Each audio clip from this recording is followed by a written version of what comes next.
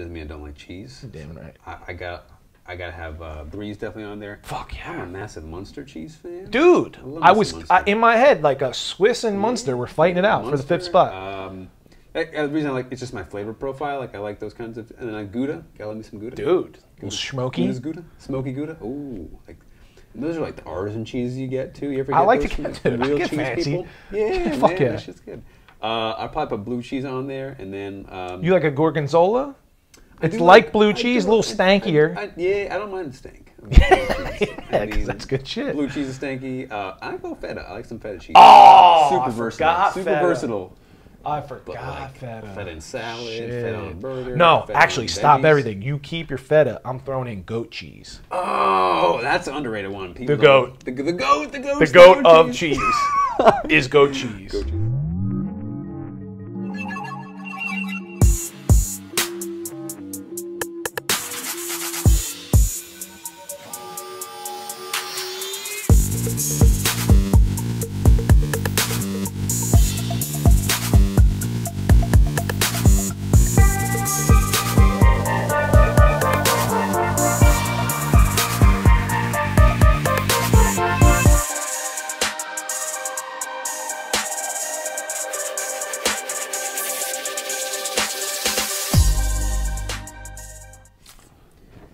The Bridge Podcast. Bridge Podcast. Back in action. Sean Nixon here. John Matthew. How you feeling today? I'm feeling fatty, Sean. Feeling a little bit fat from Thanksgiving. That's good.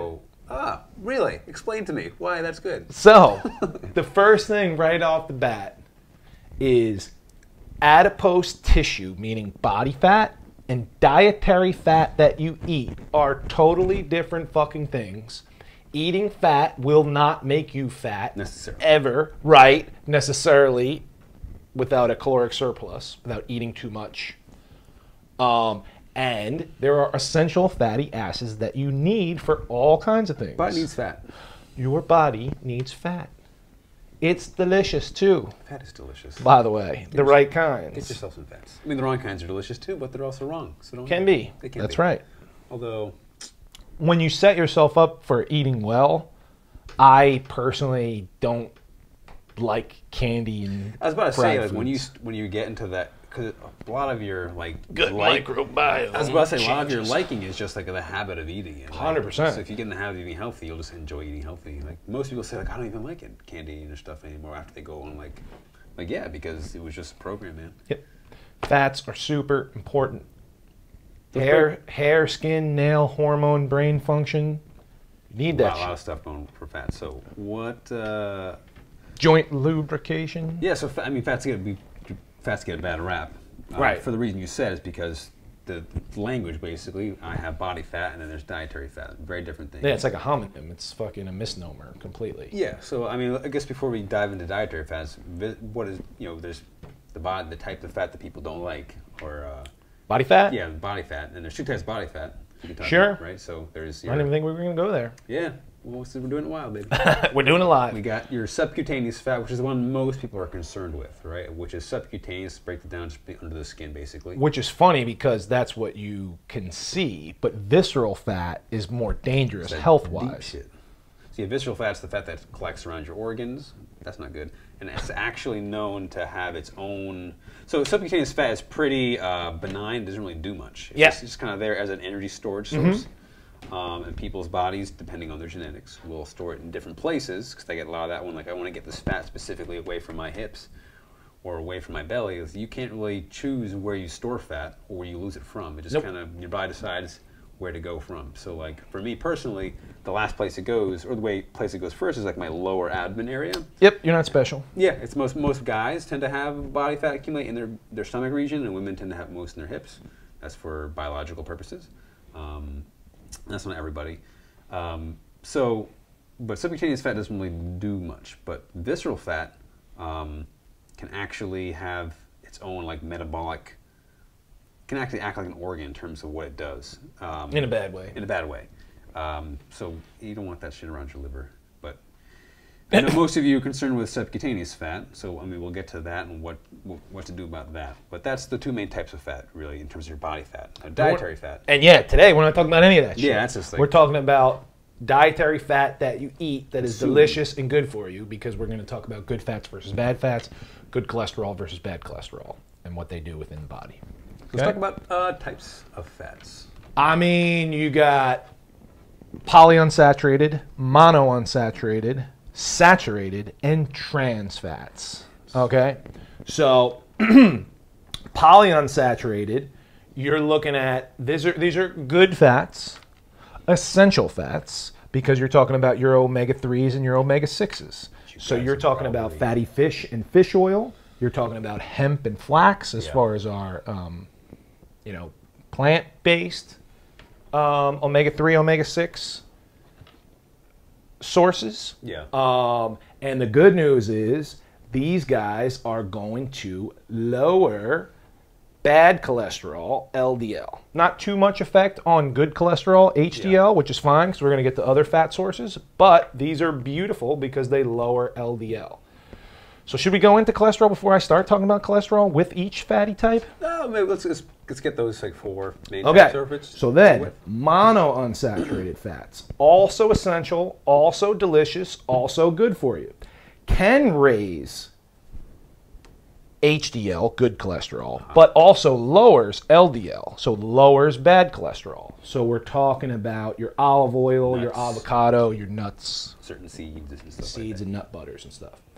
Saturated fat, maybe the most controversial, definitely used to get a bad rap because we're talking about our red meats, our dairy, coconut, butter, stuff like that. So saturated fat used to get a bad rap because it raises cholesterol, but total cholesterol. Yeah. So it's going to raise HDL, which is good cholesterol. Yeah. And if you have good enough sources, it may not raise LDL, bad cholesterol. And total cholesterol is LDL plus HDL, so good plus bad. You're right. So the total number almost doesn't fucking matter to me because you really want the ratio of HDL to LDL. So HDL being high density lipoprotein, good cholesterol, and HDL or LDL, I mean. LDL low density yeah. being bad cholesterol. Okay? So saturated fat, you know, some would say in moderation, some would say not, but at least let's not say that it's bad. Yeah. Because it raises cholesterol, but it raises good cholesterol. So like I said. Yeah, I think and all the literature out there now recognizes it's not as bad as it got the rap for, and a lot of the rap it got was because of money, because of industries not wanting to promote certain things and wanting to promote other things. It's just as easy to bribe a scientist than it is to bribe a politician or anybody else. When people say, well, science says, like, who is science? Who is this one overall science that dictates the laws of the universe? Oh, it kind of sounds like God. Wait, is science a religion? Yes, it is. Well, that's a whole other episode. But priests can be bought off, a scientist can be bought off. Of course. Priests are corrupt, scientists are corrupt. So. Everybody's corrupt. You're all on fucking steroids. I got paid off for this whole podcast. I don't know. We're getting big checks here. What the fuck was I going to say? You're cracking me up. You're talking about like the sugar industry. Yeah. They were paid off to show that fat is the devil and not sugar is the devil. And now we know that sugar is more of a devil than fat. And in combination and in the wrong sources, that's when you're really in trouble. Yeah. High fat and high sugar, which we described on when we get to eating for your goals or for whatever you're trying to do, it depends on how you're utilizing fats within your diet because, again, it's just one of the micronutrients. We got proteins, we have carbs that we talked about already. So it's really how that fits into those, and we'll get to that a little bit later. And this episode is sponsored by diapers because all the answers are it depends. Whoa. Okay? Depends episodes. Except for this. The last fat is trans fat. So that's all your fucking movie theater butter and margarine and canola oil and fried foods. Yeah. So that is going to have almost no effect on good cholesterol, and it will always raise your bad LDL cholesterol. Yeah, there's just no reason to have it. I mean, no reason ever to have it. Most like shelf-based products, processed foods, they don't have anymore because now it's just like completely understood that it's bad for you. You used to see it on a To lot. you? Yeah, to me, but I mean, the industry is now, I mean, I've noticed an uptake in the last 10 years of just them saying no trans fats, like it's a good thing. Like, like it's a surprise that there's no trans fats in there, but there shouldn't be any to begin with, right? So, or shelf-stable is what I meant to say, shelf-stable foods. And the reason is like trans fats hold up well as a shelf-stable. Yeah. And, you know, so chances are if you're eating stuff that's on a shelf, that's versus, you're fucked anyway. Yeah, exactly. There's better options. Yeah. Which is a great point because it's the exact opposite of polyunsaturated fats that oxidize very quickly. Yes. Like fish oils and stuff that you want to consume them fresh, like an avocado. Mono and poly, those are going to stay liquid at room temperature for the most part, and then you know your saturated fats will stay. Well, depends. You know, there's a little bit more different, but they'll be more solid at room temperature. That's why you get your butters, coconut oil, stuff like that. That's why you get coconut oil like as a solid, and you heat it up and it's liquid. Yeah. Like an avocado, you've seen it oxidize or turn brown real quick. Real quick. Which is a pain in the ass, really. Yeah, I mean, you got a window in avocados. It's a tight window. But lemon on it can help reduce or eliminate. There you go. A little lemon and lime because the tip on that. The acidity changes the oxidation levels and stuff. Yeah, it's beautiful. Science. Yeah, we were Oh, that's what I was going to say before. You were like science. Anybody that says science proves or science says doesn't know shit about science because the scientific method is we've tested it. Here's a new hypothesis, and new peers can test and review and find out new shit. Because you can little research and find a study. Yeah, you can have a study that shows anything. That shows anything. Yeah. And what's that scientist doing? A lot of the scientists need to prove their research is valuable or significant. And it's who funded the study, right? Because money gets into it. And then some people recite shit from epidemiological studies, which is ridiculous. That's as much as filling out a form like, how many times a week do you eat red meat? Like 3 times.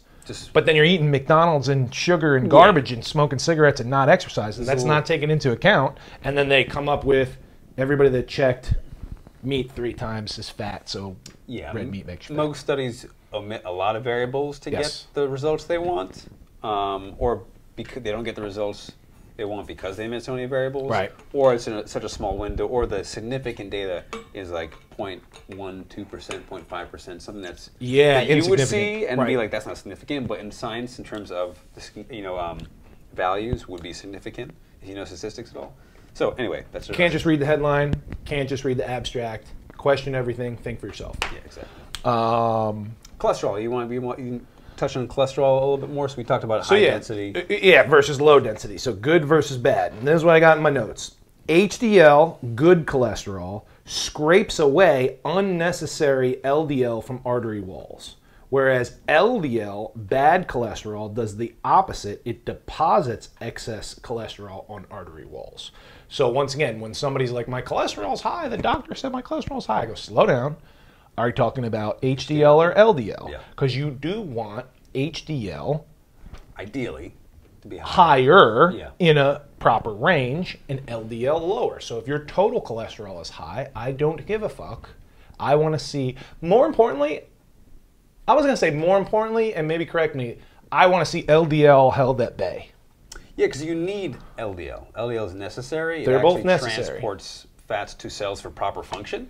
So you want your cells functioning properly. You need LDL. So it's not about you're never going to get your LDL. Getting your LDL down to 0 isn't like a win, right? No, you're right. It's not 0. Yeah, there's an optimal ranges for it. If you have a higher HDL than LDL, again, it's about the ratio. That's optimal, right? Because that's showing that what you just said, am I removing or depositing more, right? Is there more stuff being stuck in there, more stuff being brought back to the liver and stuff like that? So, like you said, I would agree with that statement. You want to keep the LDL at bay. More than worry about my total cholesterol is high. Yeah. The way it was described to me one time is like the HDL is like how many lanes are on the highway, and the LDL is how many cars are clogging up that highway. So the more HDL you have, the more room in the artery wall you have, and the more LDL you have, the more that clogs that up. More traffic in your artery highway. Maybe I should have just started with that. That makes a lot more sense. That's a good metaphor. We like visual metaphors and stuff here. How much fat do you eat per day for each goal? We've already gone over the 4 goals, right? Losing body fat, gaining muscle, performance, and health, right? So let's go one at a time. Should we work backwards? Yeah. So it's less, it depends. So I would say for performance, Oh, let's go health. Yeah. Health and performance, we're talking more about quality than quantity. Yeah. Okay? So as long as you're getting adequate fats, you basically, for health and performance, just to lower inflammation and improve insulin sensitivity, want low to no trans fats and just a proper ratio of omega-3 to 6. Yeah, and another thing too, you just mentioned inflammation, but vitamin E, which we'll get to in micronutrients, very, very strong anti-inflammatory properties. You've all probably heard of vitamin E and its benefits. A lot of people know its benefits in relation to like skin care and stuff like that. Makes sense, right? Your skin is a living organ, needs fats to survive, or needs fats to function properly, rather. Well, I love it. I would say, I love that you mentioned E, but I would say A, D, E, and K, all your fat soluble. All your fat solubles, and we'll get into what that means. But essentially, stuff you can get from healthy fats. And again, vitamin K and vitamin E specifically have really positive anti-inflammatory effects. Vitamin D, very important for just overall hormonal function. People think bone health, which sure, but it's also does way more than that. It doesn't get hormones, credit, mood, neurotransmitters. Yeah, it does so much shit that it doesn't get credit for. Yeah. Take your vitamin D, goddammit. You're not going to hear that on the news. Yeah, and so you said for performance, it's really about how am I feeling, right? And so we know fats have a really positive health. Good fats have a positive correlation with brain health, with energy. Again, like you said, hair, skin, nails. If you're just trying to look good and just your organs to function properly, get some healthy fats. Joint and muscle inflammation for recovery. Yes, for absolutely. sports and performance, and for health. Yeah, because I know for performance, especially if you're like a higher intensity athlete, the whole carb we talked about, that carbo loading before, is that people think that high protein for muscle and fats just often get kind of overlooked. Yeah, where they just kind of get mixed in there with that unconsciously, right? Yep. They're just kind of thrown in there. But yeah, they have a really positive effect on performance and physical and mental health. Yes. So health and performance is more quality of omega-3s to omega-6 ratio and eliminating trans fats. And maybe we can just touch on this briefly, but in terms of like omega-3 to omega-6 ratio, or omega-9s and 12s, I love how you said ratio, because more is not better. Like don't go chugging fish oil and ignore other oils. I forget the actual number ratio, but the higher omega-3 omega-3s, right? Yeah. So like a hemp oil, for example, has like the perfect ratio. I believe it's actually just 2 to 1, honestly. Yeah. Omega-3 to omega-6, but I could be wrong. But I think it's more omega-3 to omega-6. So again, it's all about ratios. I thought it was 1 to 2 to 3 of 369. 369, yeah. So you want, like you said, the most of omega-3s. Yes. And then going to the ones that are probably, quality is most important for performance and health. Yes. Not that it's not important for body fat loss or muscle, but again, it comes down to calories overall first and how that fits into your ratio of macronutrients. Love it. Right? So if you're trying to gain muscle, I would say you would go moderate to lowish fats. Once again, like you said, you still want high quality because we don't want too much inflammation. Yeah. But moderate to low fats, so you could pump the carbs up, like we talked about earlier. The more you limit fats, not eliminate, but limit fats, the more room you have for pumping up the carbs for growth. Yeah. Post-workout insulin spike and whatnot. If you're getting, because say you go high fat and high carb, what's happening in your body right now? If I get an insulin spike, now my body's absorbing a lot more unnecessary. It's going to use one for energy and store the other as fat. Exactly. Again, protein's going to stay the same. We manipulate carbs and fats depending on our goals. Manipulate. Fat Then loss. For fat loss, this is the biggest This one. is the biggest. It depends, and that's why we moved backwards. Because you could go super high fat, you could go moderate fat, or you could go low fat, because the only thing that matters for fat loss, the primary thing, is a caloric deficit, meaning total calories being less than what you need to survive, so the body has to burn body fat and adipose and this tissue is, to by, survive. again, the reason we say this for last, and the reason it depends is most because complicated. it's the most controversial because of all the headlines about it, like fat, because we just talked about Fat makes you fat. Fat makes you fat. No, it doesn't. And then also the amount of fat diets that go super low fat or super low carb, and That would be the worst idea, is super low fat. yeah, that. Low to no carb with a proper amount of fats, like a ketosis type keto diet, works. Yeah. But I would never bury fats. No, because again, you just mentioned vitamin D, A, E, K, like all the stuff you need. And then you just mentioned keto, which we haven't talked about, but I guess we can mention that here. Yeah, well, it's perfectly, because a lot of people do it for weight loss, so we can talk about that. Yeah. But the biggest thing, and why keto was kind of invented, let's say, not that it was invented, because there's plenty of ancestral and tribal cultures that I mean, don't eat carbs because they don't have carbs. You mentioned last time, like if you're an Inuit or an Eskimo, Yeah. and there's just no carbs around. You're not going to die because you have some nice. You have seal blubber or something like that. You know? Love it. Salmon and shit. Perfect omega-3 ratio. Delicious. You're saying the reason keto got invented? Yeah, for like epilepsy and seizures and stuff like that, and new research coming out that it's not going to cure cancer, but cancer and epilepsy feeds off of sugar. Yeah. So if we can get rid of carbs and have your body run off of fat, that's going to help those two conditions. And then the third would be type 2 diabetes, or any diabetes, let's say, because once again, you're lowering sugar, increasing insulin sensitivity.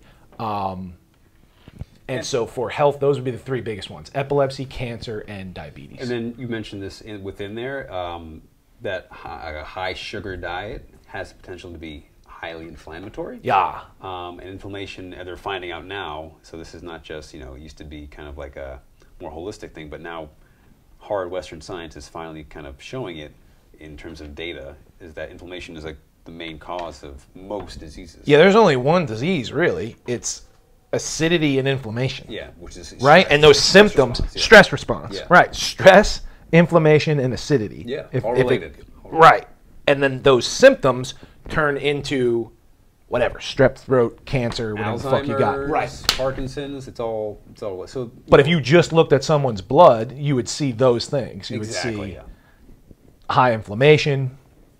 So when you're so keto again, reasons like I worked with lots of people who. Like I started keto and I lost so much weight, so they associate the weight loss with the idea of keto, but essentially what's happening is they're reducing the amount of inflammatory things they're eating and probably consuming more anti-inflammatory things. So that has nothing to do with the idea of keto itself as an identity or a diet fad is magical. It's just you're just changing your macronutrient ratio, changing the quality of foods you eat.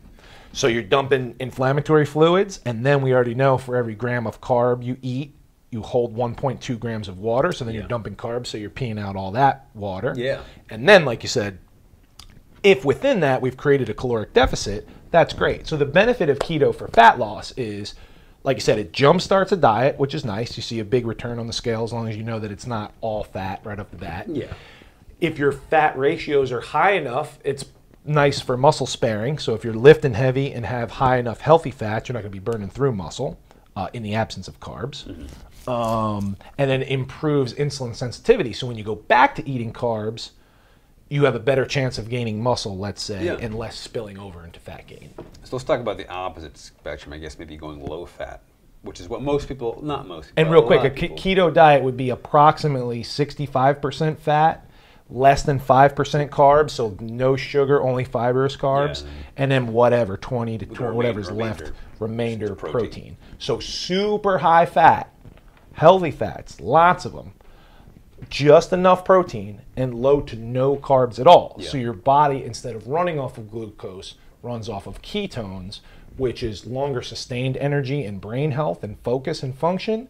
And there's a million different ways to do that. There's a targeted ketogenic diet where you eat carbs only before and after workout. A cyclical ketogenic diet where you have like a cheat day where you go high carb, low fat 1 day a week, and the other 6 days a week, you're high fat, almost no carbs, or you just go, like you said, jumpstart a diet, 2, 3, 4, 5, 6 weeks of just no carbs, and then you slowly reintroduce carbs. So I'm sorry, then the other way around, you wanted to say what's low fat, high carb? Yeah, I guess what I was going to say before that, for a lot of people who want to start keto, actually staying in ketosis is a lot more difficult than most people I talk to realize. And there's ways to measure it, so you can do this, different types of tests to make sure you're in ketosis if you want to be super. Breath strip, pee strip. Yeah, exactly. Blood. But I wouldn't, if you want to start being strict with keto, like I wouldn't just assume that just because you're following the macronutrients, you're necessarily in it, because I know a lot of people make mistakes and they're not actually in ketosis, which defeats the whole purpose of being. Right, and good point, and the biggest mistake I see is too high of protein, too low of fats, because they're still afraid of fats. Where ketosis is sure, it's the absence of carbs, but you want to fuel yourself with fats. You're training your body to use fats as your primary energy source. Which is cool, because then once it runs off of the dietary fats that you've eaten, it's an easier switch kind of to burning body fat. Exactly. Yeah. You don't have that carb crash where it switches over to, the body switches over to burning carbs. Yeah. From carbs to body fat. And then now, the reverse, which is what a lot of people would say, like would be in the bodybuilder's type of cut, right? The classical cut is I lower my fats down, lower my carbs down.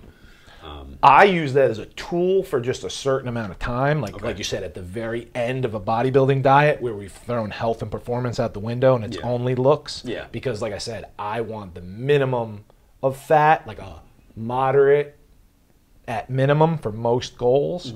I really do not like a low fat diet. Yeah. For almost any goal. Like I said, except for the tail end of like bodybuilding where you have to pull calories from anywhere you can. And you don't want to pull from protein to lose muscle. Exactly. So fats for fat loss, a lot different than a lot of people realize. So it's complicated. That's why we saved this one for last. Yeah, and again, it's all about how it fits into your macronutrient ratio. Awareness is the first part, how much fats you're eating. Fat again is 9 grams per calorie. Per gram. 9 calories per gram. Sorry, I flipped that around.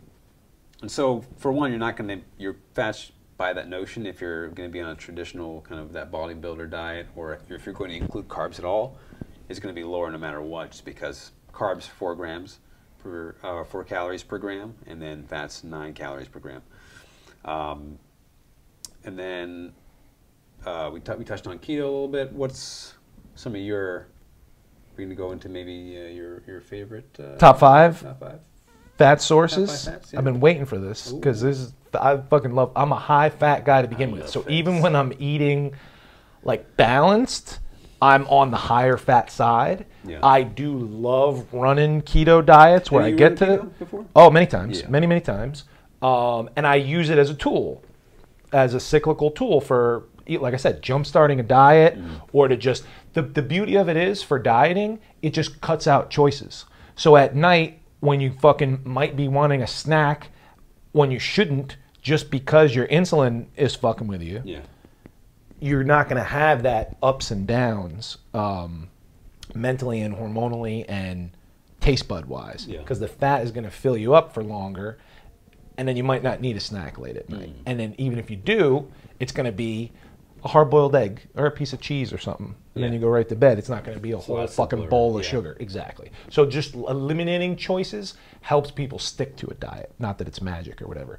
but yes, I would. And so I run high fats even when I'm doing a balanced diet. Even when I'm trying to gain muscle, I have plenty of fats just for hormones, but I don't get carried away because once again, you want to pump up the carbs. Even when I go no meat and I'm running vegetarian, I'm still high fat because I'm loving the nuts. I still keep eggs in, you know what I mean? So I'm still getting high enough healthy fats even with the absence of meat. And like you said, I do run keto once or twice a year for a few weeks now, and I've done it for months and months and months as an experiment, because it makes sense for my body type, somiotype, whatever, genetics. To have a little bit higher fat, a little bit higher protein. Nice. Personally. Yeah, I've done keto probably the least amount of the diets I've tried, but I've tried it twice before, about 3 to 4 months each block of time. And I enjoyed it. You know, like I enjoy, like I said, I enjoy going high fat because it eliminates choices. And the choices that there are tasty choices. Yeah. like fats taste good. You know, like avocados taste good. Bacon tastes good.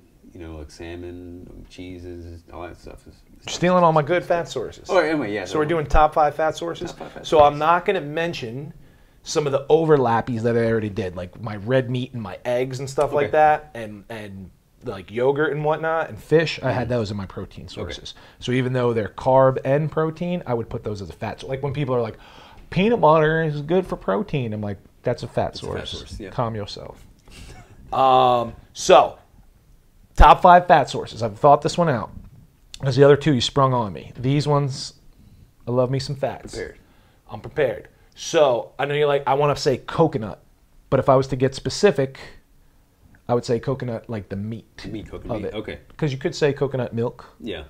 I should have said coconut water in my carb sources. Ah, interesting. Yeah. But I went with honey instead. Yeah, so rewind and go back, and when I said honey, coconut water is the real choice. I like coconut water because of just the awesome electrolyte. Yeah, that's what I was saying. It's super hard to find in nature. Dude. Everything's usually super high sodium, minimal potassium, but it has awesome amount of potassium. So go back to the carb source, take honey as good as it is, put it as the 6-man off the bench, 6-man award, put in coconut water, and we're going to go coconut meat for fat sources, right?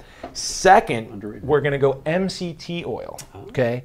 So not necessarily coconut oil to be redundant, but medium chain triglycerides, the only fat that can penetrate the blood-brain barrier and really make you sharp and dude, my fucking mushroom tea in the morning with extra lion's mane and MCT oil, dude, I'm like Elon Musk on shrooms and shit. That's the one thing I when I was doing keto, did the MCT oil and coffee or the ghee butter in coffee, either of those two, they're different. But your brain's on fire. It feels good. Feels good. Feels nice. So we're going coconut meat, MCT oil. Then we're going to go grass-fed butter. Okay. Makes everything taste better, and a real nice omega-3 to 6 ratio if, once again, you're talking organic grass-fed. That's I think butter's the perfect example of if it's not grass-fed and conventional, has some trans fats, and is probably not good, and was unfairly demonized because if you're going organic grass-fed, it actually does have healthy fats. So I'm going organic grass-fed butter. Then I'm going to go, I could go with any number of nut butters, but I'm going to go almond butter. Okay. Love me some almond. And then number 5 should have been number 1 because you're number 1 in my heart, cheese. Love me some cheese. Cheese is dope, man. Top 5 favorite cheeses. Oh, Bring side list. Yeah. Side list. Mozzarella, for sure. Okay. Oh, man. Cheeses are good. I like blue cheese. Blue cheese is the shit, dude. I love like blue cheese on a burger with like a portobello mushroom. You see what I'm saying? Like a brie is nice. A super sharp, extra sharp cheddar. Oh, you like the extra sharp? Oh, okay. Sharp as it gets. And then just because I love spicy shit, we'll go with like a Monterey Jack. Okay. Gotcha, or a pepper jack, let's say, which is Monterey Jack with some jalapenos thrown in there. So I'm a vegan vegetarian right now, but it doesn't mean I don't like cheese. Damn right. I gotta have Brie's definitely on there. Fuck yeah. I'm a massive Munster cheese fan. Dude, I was in my head like a Swiss and Munster were fighting it out for the 5th spot. The reason I like it's just my flavor profile. Like I like those kinds of, and then Gouda. Gotta love me some Gouda. Dude, smoky. Gouda, smoky Gouda. Ooh, like those are like the artisan cheeses you get too. You ever get I like those to get from real cheese fancy. people? Yeah, fuck man, yeah. That shit's good. I'll probably put blue cheese on there, and then you like a gorgonzola? It's like blue cheese, a little stankier. I don't mind the stank. Because that's good shit. Blue cheese is stanky. I go feta. I like some feta cheese. Oh, super versatile. Super versatile. I forgot feta. Feta in salad, feta on burger. No, actually, stop everything. You keep your feta. I'm throwing in goat cheese. Oh, that's an underrated one. The goat. The goat. The goat of cheese is goat cheese. Goat cheese is dope. So that's like, between the two of us, like 16 top 5 cheeses. That's a lot of cheeses, yeah. I like it. So top 5 fats. MCT oil, coconut, butter, almond butter, grass-fed butter, almond butter, and cheese.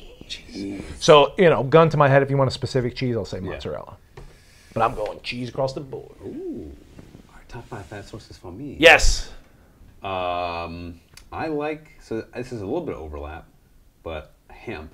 I was going to say, you said hemp on your protein, right? I said hemp, my protein, hemp seeds. But what's the ratio? It's probably more. So like in a serving of hemp, it's 10 grams of protein, 14 grams of fat. So it almost kind of balanced, but a little bit more fat. But here's the thing.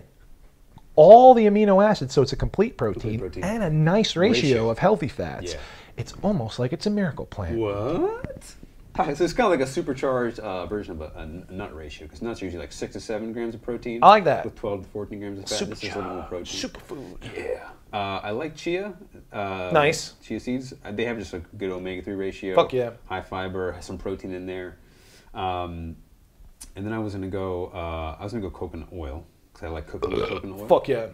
And this is gonna tie up my number 2, which is a really basic one, but just extra virgin olive oil. And the one thing with this one, because I see a lot of people do this wrong, but extra EVOO, as it's called, it's not supposed to be cooked with really high heat. It's actually meant to be used cold. Which is awesome why you said coconut oil for cooking. High heat. So you can put higher heat before it oxidizes and takes a good fat and turns it into a bad fat and makes it high inflammatory. Yeah. So a nice organic extra virgin olive oil should kind of be raw or not cooked. Yes, absolutely. But there is, so that's the difference. There's regular olive oil, which actually can be used in a more moderate to high heat. Yes. Extra virgin, you should be using cold with salads or whatever you're doing with that. And number one is the avocado. Yeah, Which you heard of it. You really have, yeah. Guacamoles. Guacamoles. Which, I mean, it was hilarious when, like, how Chipotle pretty much, like, single-handedly just, like, outsourced the, or not outsourced, but, like, the shortage of avocados in Mexico is entirely because of Chipotle. Really? It makes sense. Yeah. And they got good guacamole. Yeah, there. America loves guac now. Like, we're addicted to guac. I We liked love- it before, but now it's just like a main staple of you know. But I love authentic Mexican. Yeah. Might be my favorite food, but also in the top 5 inauthentic Mexican. Like, I love Chipotle and real Mexican food. Yeah, I mean, they're different. They're totally different. Like, you can call it like an American Tex-Mex type of situation. It's like Chinese food. Just like great point. It's like walk 13, and then you go to actual China and actually. And it's completely different. You're like, you stupid fat Americans. I like them both. But it's okay to like them both, taste-wise, for sure. Shout out to, I forget the name of it, so I'm fucking up here. Well, that's what your trans fats There's a are restaurant in at, Philly, I'm going to look it up right now, that makes, so the cool thing about guac is people just have like the plain ass guac.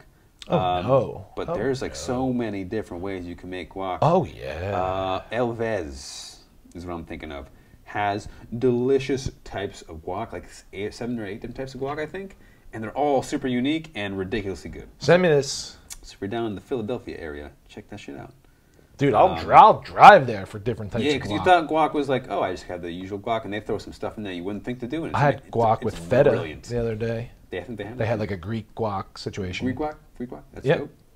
They had like olives and feta in it with red onions. So much you can do. My God. So that's beautiful. That's a beautiful 5. That's a beautiful 5. Hemp, chia, avocado, coconut oil, olive oil. Olive oil, yeah. God damn it. And the beauty of that is you've gone no trans fats and 4 along the array of saturated. Mono and saturated. Yeah, baby. Yeah, It's almost like we know what the fuck we're doing. We do. It's almost like eating healthy and 4 your goals can actually taste good and make you a happy, healthy, productive human being. They're not going to tell you that in fucking school either. God damn it. This is true.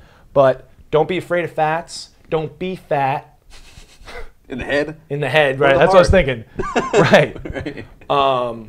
But they're delicious and they're healthy, and hopefully that cleared up some fucking myths that they've been lying to you about. Question everything. Think for yourself. Love yourself. And we're going to see you in the next episode. Fats are fat with a pH. Fats are fat with a pH. Boom. That's going in the front of the episode. Peace.